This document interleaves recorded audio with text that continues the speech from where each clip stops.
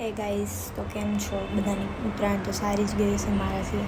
મારી તો ઉત્તરાયણ અને વાસી ઉત્તરાયણ બંને એટલી ખરાબ ગઈ છે ને, છેલ્લી ક્વોલિટીની કે વાત જ ના પૂછો.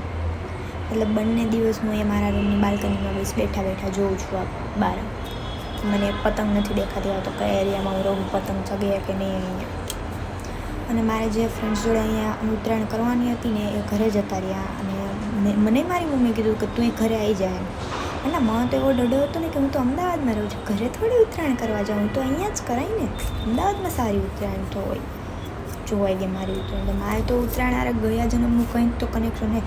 કોઈ દિવસ મારી ઉત્તરાયણ સારી ના જાય. ઘરે હોય તો ભલે, અહીંયા હોય તો ભલે, કંઈક ને કંઈક તો હોય જ. કંઈ કોઈ નહીં, હું જ એકલી હોય. કોની જોડે જાઉં, ક્યાં પતંગ ચગાવતા આવડતી નહીં, એકલીને તો જાઉં. બહાર જ્યાં જાઉં તો કોની જોડે જાઉં, કંઈક ડખા હોય જ મારે.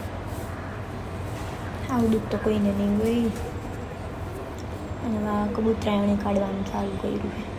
બાલ્કનીમાં અંદર છે ઘૂસી જાય, આવા સળિયા લગાવેલા હે ને તોય ત્રાસ છે આમને. કંઈ નહીં, ચલો બાય.